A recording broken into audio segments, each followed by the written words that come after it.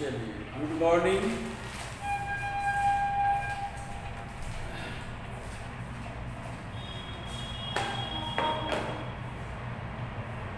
आप लोग को अब जो है कि 3 दिन से लाइव नहीं हो पा रहा है, तो ये रिकॉर्डेड आप लोग के पास जा रही है। इसमें हम चर्चा किए थे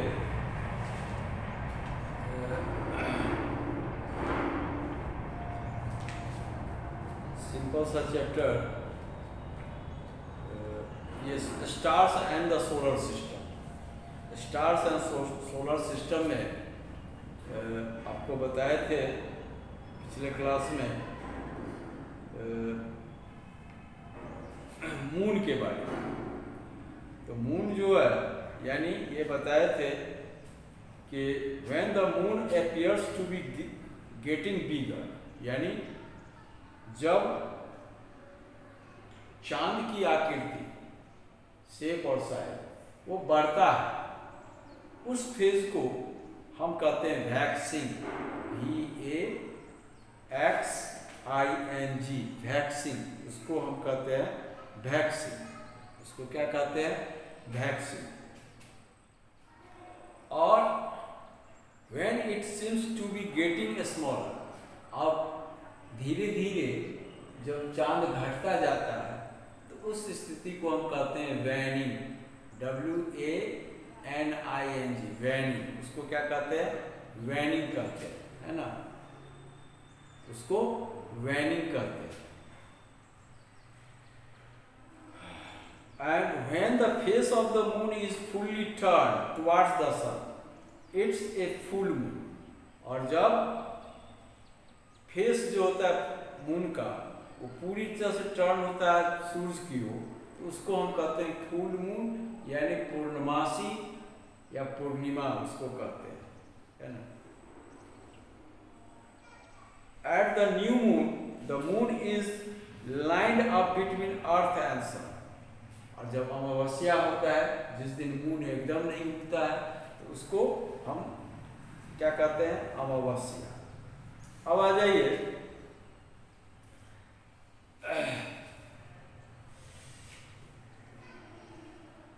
और एक चीज ये भी याद रखने वाली बात है, the moon takes 29.5 days to go through its 8 different phases.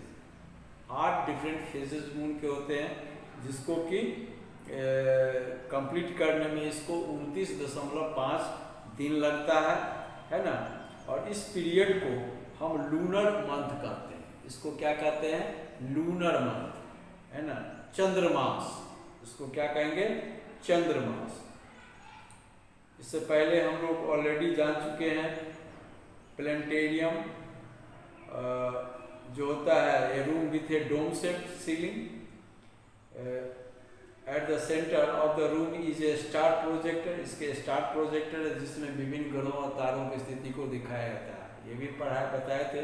हमारे राज्य बिहार की राजधानी पटना में एक प्लेनेटेरियम है ना, जहाँ पे आप विभिन्न ग्रहों का, विभिन्न तारों का ऑब्जर्वेशन कर सकते हैं। और एक दूसरा होता है ऑब्जर्वेटरी, जिसमें टेलीस्कोप का यूज किया जाता है विभिन्न ग्रहों नक्षत्रों की स्थिति को जानने के लिए। ऑब्जर्वेटरीज में टेलीस्कोप्स का इस्तेमाल होता है।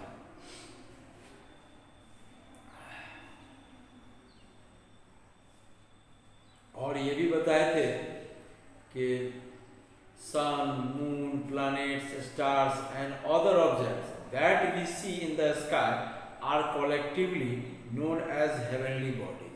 इनको हम क्या कहते हैं? हेवनली बॉडीज कहते हैं, या क्लेस्टेरियल बॉडीज कहते हैं। हेवनली बॉडीज कहें या क्लेस्टेरियल बॉडीज कहते हैं, ठीक है? और यानी सूर्य, चांद, ग्रह, तारे और दूसरी आकाशीय जो चीजें हैं, है ना, बॉडीज हैं, उनको हम हेवनली बॉडीज या क्लेस्टेरियल बॉडीज कहते हैं। और in the vast reaches of space which also include everything that exists on earth and around. पृथ्वी या पृथ्वी के चारों ओर जितने भी चीज हमें दिखाई देती है, जो भी चीज है अनंत तक, उसको हम क्या कहते हैं? यूनिवर्स, है ना, यूनिवर्स कहते हैं। और ये भी बताए थे द ब्रांच ऑफ साइंस, यानी the branch of science that deals with the study of the universe is called astronomy, यानी विज्ञान की वह शाखा जो यूनिवर्स के अध्ययन के बारे में बतलाता है, डील करता है, उसको एस्ट्रोनॉमी या खगोल शास्त्र या खगोल विज्ञान कहते हैं। And the people who study the universe are called astronomers, और लोग जो इसका विश्लेषण करते हैं, अध्ययन करते हैं, उनको एस्ट्रोनॉमर्स कहते हैं। ठीक है, चलिए अब आ जाइए the surface of the moon, moon की सतह कैसी है ना, यानी हम लोग चैप्टर 17 पे हैं, पेज नंबर 200, यानी चैप्टर 17 इसमें ये जो है चैप्टर 17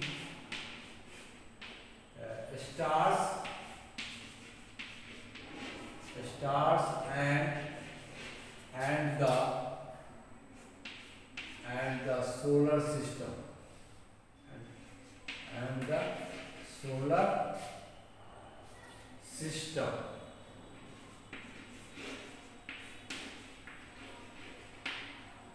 stars and stars, इसको कैपिटल में लिख देते हैं।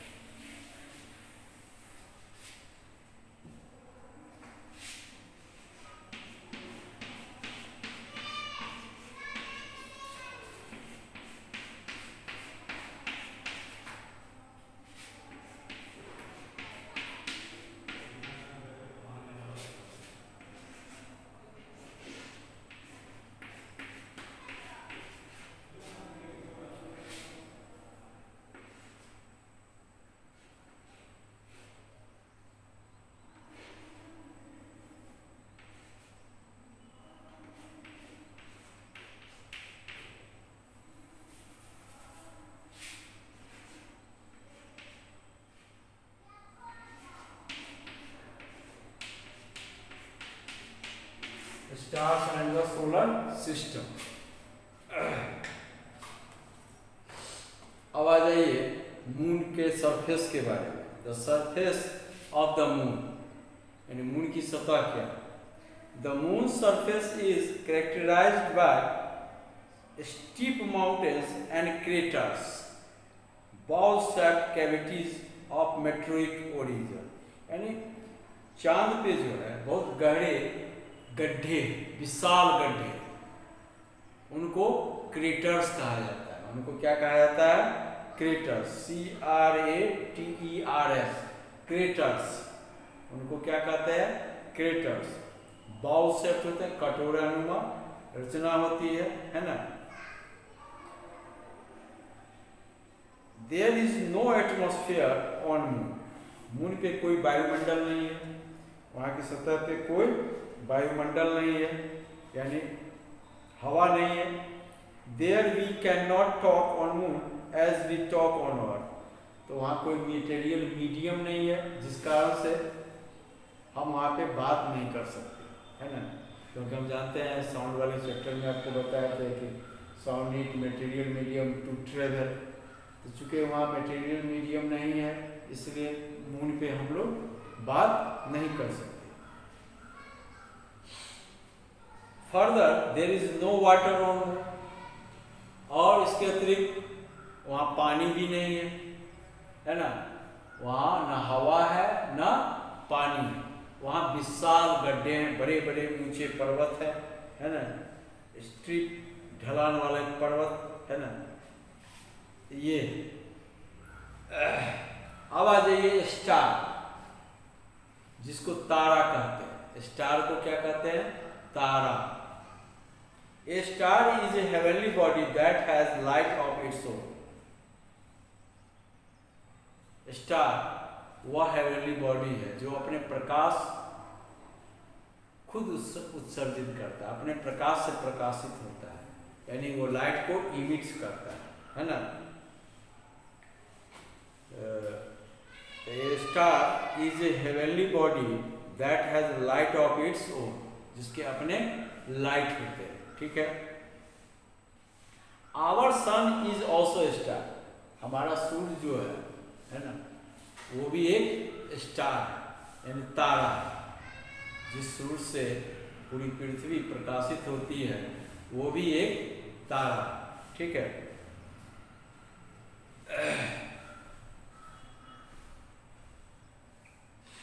On a clear night, especially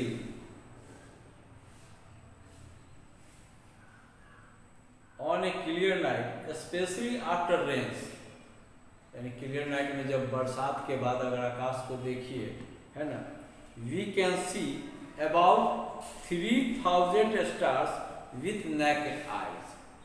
तो अगर बरसात के बाद आकाश साफ हो, अगर हम देखें तो लगभग हमें 3000 तारे दिखाई देंगे नेकेड आई से। There are billions of stars in the sky, और आकाश में मिलियन नहीं बल्कि बिलियंस ऑफ स्टार्स है। But only about 20,000 million stars are visible, लेकिन लगभग 20,000 मिलियन तारे ऐसे हैं जो विजिबल हैं, जो दिखाई देते हैं through the most powerful telescope.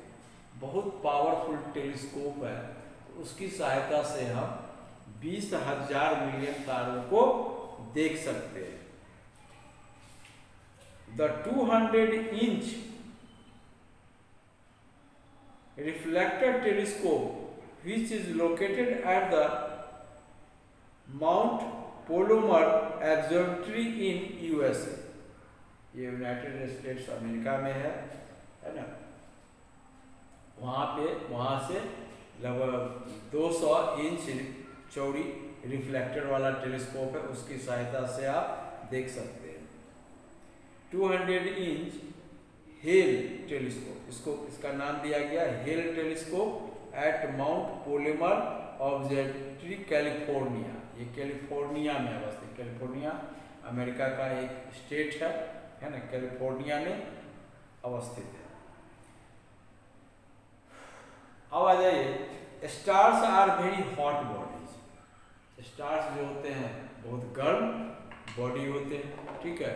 Stars are very hot body, stars are very hot bodies made up of mainly hydrogen and helium. ये दो गैसों से मिलकर बनते हैं, हाइड्रोजन और हीलियम से, है ना। हाइड्रोजन के जो हल्के न्यूक्लियस होते हैं मिल जुड़ जाते हैं 4 हाइड्रोजन, तो वो हीलियम बनाते हैं। इस प्रक्रिया को न्यूक्लियर फ्यूजन कहा जाता है ना, न्यूक्लियर फ्यूजन, नाभिकीय संलयन कहते हैं। और इससे एक huge amount of energy release या लाइब्रेट होती है, जिससे उससे ऊर्जा निकलती है। यानी सूर्य के अंदर जो ऊर्जा का स्रोत है उसका कारण है न्यूक्लियर फ्यूजन रिएक्शन, जिसमें 4 हाइड्रोजन एटम्स मिलके एक हीलियम एटम का निर्माण करते हैं, जिसके फलस्वरूप एक huge amount of energy Lybrate होती है।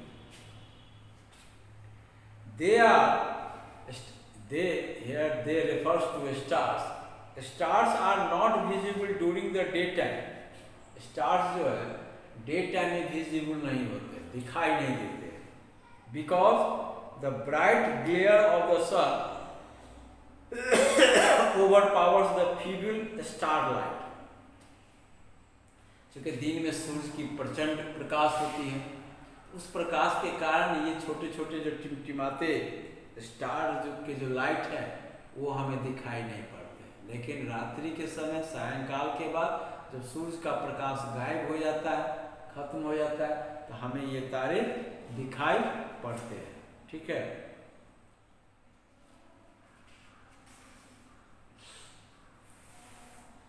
Stars are much bigger than our earth. विशाल होते हैं। स्टार्स जो होते हैं बड़े विशाल होते हैं। Some stars are even bigger than the sun. कुछ स्टार्स जो है वो सूर्य से भी बड़े होते हैं। हमारा सूर्य जो है वो एक मीडियम शेप का स्टार है। They appear small because they are very far away from the earth. वो छोटे इसलिए दिखाई देते हैं क्योंकि वो हमसे बहुत बहुत दूर है ना। कोई भी वस्तु ज़्यादा दूर जो दूरी बढ़ती जाएगी छोटी नजर आएगी, है ना। क्योंकि एंगल ऑफ विजन जो है वो एक्यूट होता जाता है, इस कारण से वस्तु छोटी नजर आती है। तो जितना ज़्यादा दूर से वस्तु को देखिए वो वस्तु उतनी छोटी आएगी, और जितना निकट से देखिए वो बड़ा आएगा। जैसे आप प्लेटफॉर्म पर देखते हुए ट्रेन को आते हुए दूर से तो कितना छोटा नज़र आता है, लेकिन वो जो निकट आता है तो क्या देखते हैं कि वो बड़ा हो जाता है।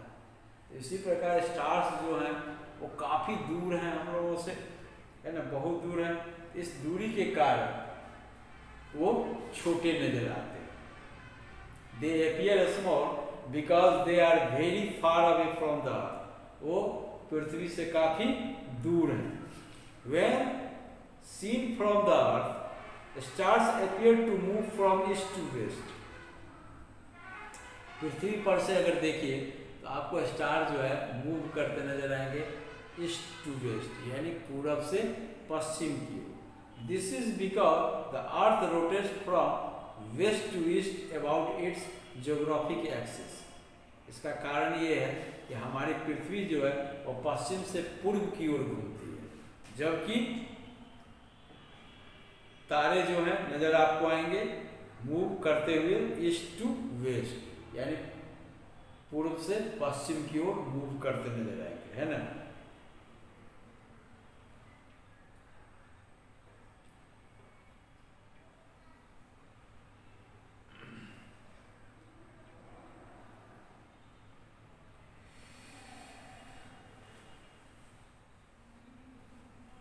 अब एक एक्टिविटी दिया हुआ है, to absorb the direction in which stationary objects appear to move in relation to a moving body. यानी direction in which stationary objects appear to move in relation to a moving body.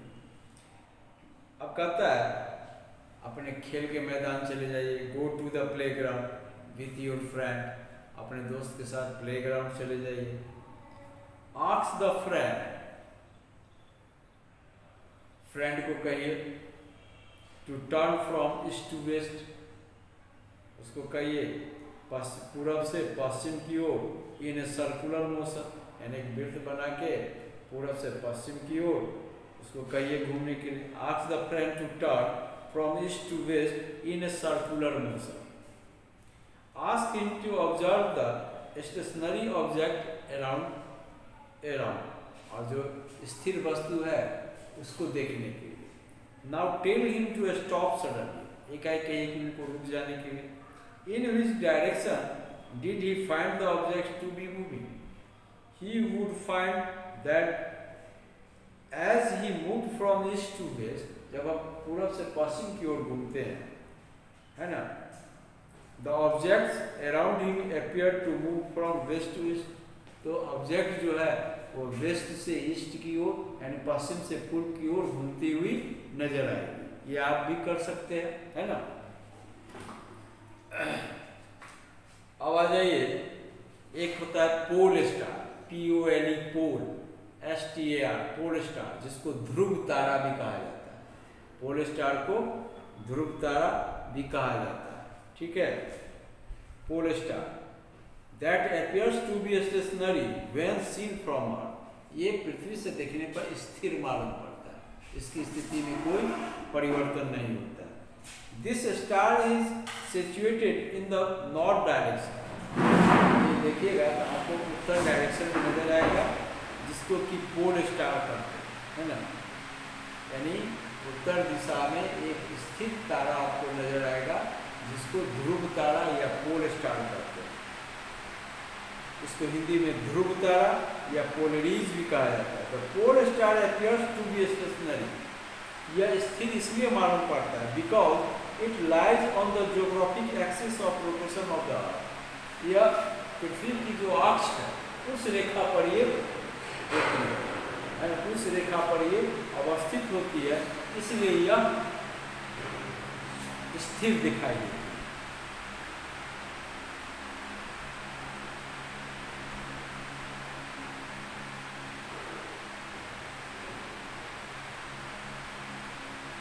और the pole star always seems to lie in the direction of true north, यानी इसको देखिएगा तो हमेशा ये उत्तर दिशा की ओर ही आपको स्थिर मालूम पड़ेगा। Looking at the position of the pole star during night we can easily determine the four direction and never lose our way while travelling in the night. रात्रि में ये नाविकों को, खासकर समुद्र में जो सेलर्स होते हैं, उन्हें डायरेक्शन का पता लगाने में सहायता करता है। अगर उत्तर दिशा हमें मालूम पड़ गया तो पूरा पश्चिम आसानी से हम ज्ञात कर सकते हैं। तो it is why the pole star has always been of such importance of navigators at sea. इसलिए पुराने समय में नाविकों के, जब साइंस इतना डेवलप नहीं था, तो पोल स्टार की सहायता से नाविक लोग दिशा का पता लगाते थे। From ancient times even to be present day, आज भी despite the existence of GPS and modern compass, आज जीपीएस हो गया, मॉडर्न कंपास है जो दिशा निर्देशित यंत्र है, फिर भी इसका महत्व है। It is reliable friend which only fails us when the night sky is cloudy. तो कब हम भ्रम हो जाएंगे? जब आकाश क्लाउडी हो, बादलों से घिरा हो, तब तो ये नहीं दिखाई देगा। But pole star is not visible from southern hemisphere. Pole star जो है दक्षिणी गोलार्ध से आपको नहीं दिखाई देगा, ये उत्तरी गोलार्ध से ही दिखाई पड़ता है। ठीक है,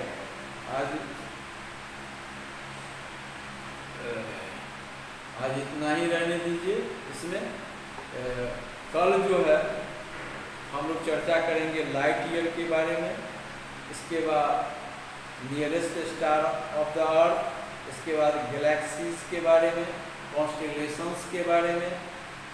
और कॉन्स्टेलेशंस जो डिफरेंट कॉन्स्टेलेशंस में, जैसे एक उर्सा मेजर जिसको कि ग्रेट बियर भी कहा जाता है, उसके बारे में इंट्रोडक्शन पढ़ेंगे।